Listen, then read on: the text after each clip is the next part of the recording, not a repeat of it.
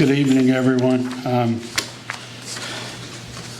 Honorable Council, Ms. Onitis, Mrs. Scott, you folks in attendance, thank you for being here tonight.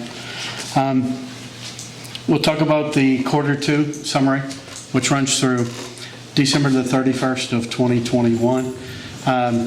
It's like a halfway point in the year, but if you remember, we always talk about lags. Money's come in within 60 days and that type of thing. The budget was built with less restriction this year than the previous year because of COVID. And we did that based on what happened in FY21, the first half what we saw. Unique thing right now, availability of goods and cost increases in materials, supplies, parts, equipment, and energy sources have the potential to impact the expenditure budgets and will be monitored for the remainder of the fiscal year. In looking at general fund revenues, second quarter revenues halfway through the year are running a steady pace compared to last year. Nothing shattering there to report on at this time. Your expenditures budget, the main thing that you need to know from this right now, no functional areas are projected to overrun in the budget so far this year. We will continue to monitor though closely because of those economic impacts out there. Revenues in the utility fund. The thing to take from this right now, revenues can be a question related to this. There is some stability, but we did a very detailed, thorough application process for additional relief funds, which you all appropriated last month. And those will be distributed to over 200 city accounts based on numbers that were in place related to the accounts on August 31st of 2021.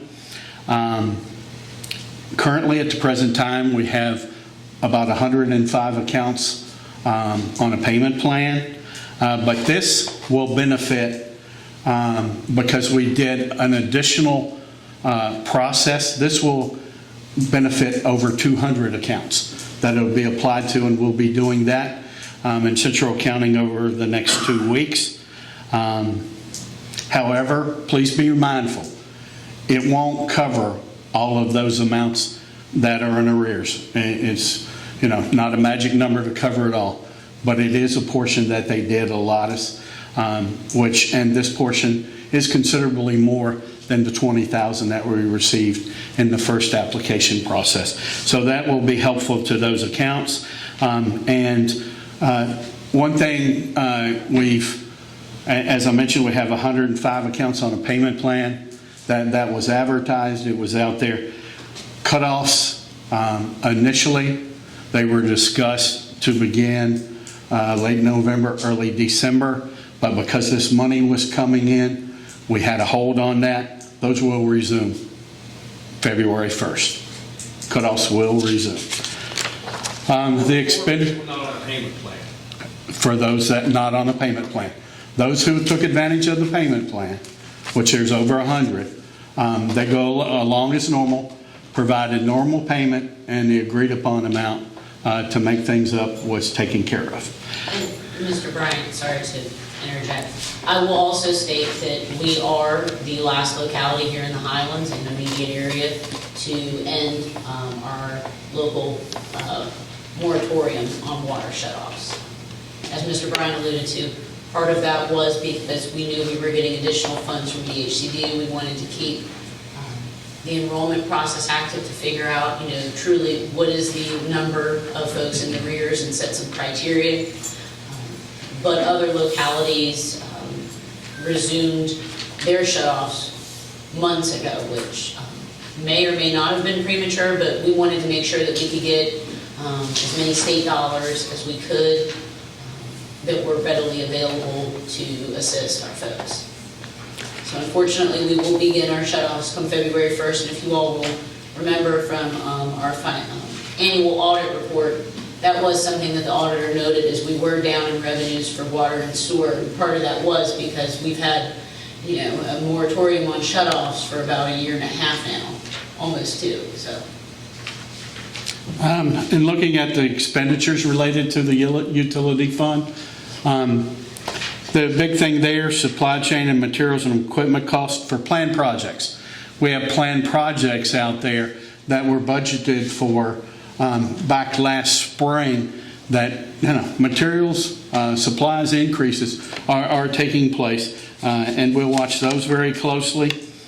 And looking at solid waste stability, and again, that's one of those things that you're looking at 4 months, 4.5 months of revenue on that because of the quarterly billing that takes place in January, April, and July. That commercial July billing goes all the way back to the previous fiscal year.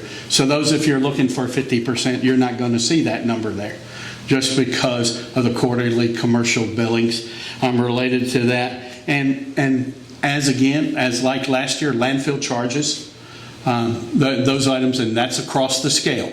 You've heard me use that term before. Across the scale, we'll have to monitor those amounts closely as well.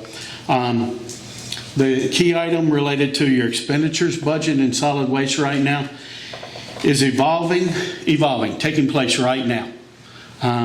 Regulatory cost impacts, as well as parts, materials, energy operational costs. Those will be monitored closely. Actions to control impacts to budget, staff reviews, revenues, expenditures, develops projections. We'll continue to do this quarterly presentation as you wish.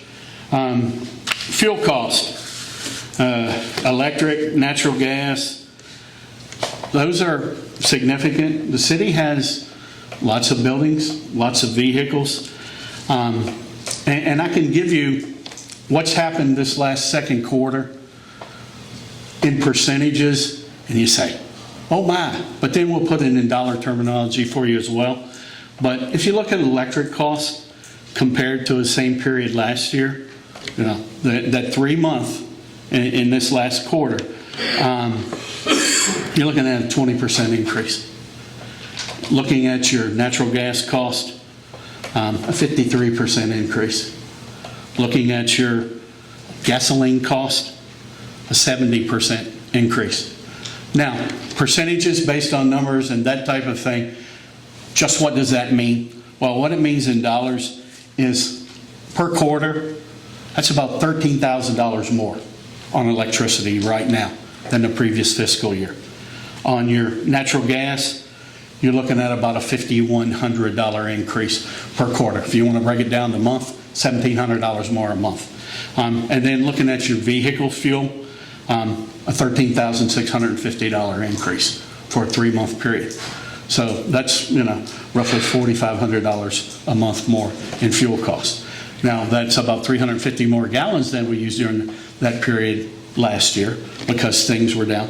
But we're back to more essential services, Chief Smith, more patrols, larger groupings responding out in your day-to-day operations where a lot of things were compacted back during the height of COVID. So hopefully that helps with the understanding when you see this related to energy costs on there. Also, supply chain impacts, they can impact revenues and revenue projections. If it's not available to be purchased, you don't get a sales tax revenue off of it. Plain and simple, no matter what the product is. And hopefully that covered most everything for you. If you have any questions related to what I put out there, I'll gladly answer it.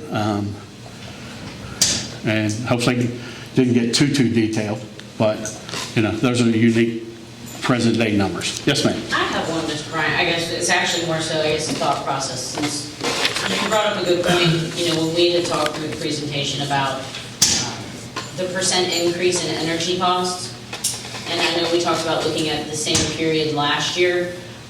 I would be interested, and I'm sure council may be interested, to see not just even so much last year, because as you mentioned, it was kind of a COVID year, what it was the year before and the year before that at the same, in the winter months, just to really start to see how the natural gas and the electric has trended upward in cost. Because one, that'll be important for us with budget development, but two, I think it's just, good information to have, because it seems as though, that it's an unplanned inflation increase that has a very real chance of impacting our budget, because, And $4 at the pump for some things. we can we'll gladly put that together. Yeah. However you all would like, we can do a bar chart to show the change over a 3-year or 5-year period. It's just what you all would like. We can make that work. 3-year probably would allow us to get into more detail, but at a higher level, we could put 5 years out there as well, no problem. Just what you. Bar chart would be good. 5 might give you a better look. Okay. Different things going on, weather differences.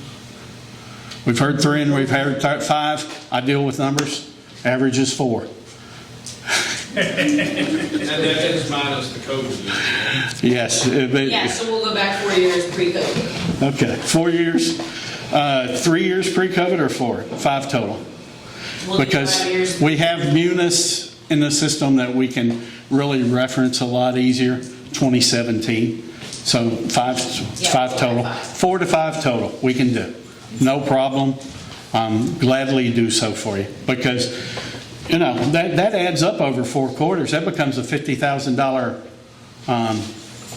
area in your budget. 4 quarters at $13,000, $52,000 compared to last year.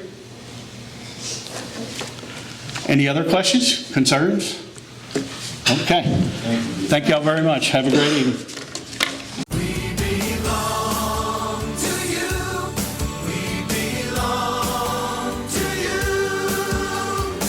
Want a car loan with a little get up and go? Our credit union offers quick loan approvals and great rates. Our loans get you on the road fast because we belong to you. Jackson River Community Credit Union. We belong to you. Online at jacksonrivcomcu.org. We're federally insured by NCUA. We're an equal housing lender.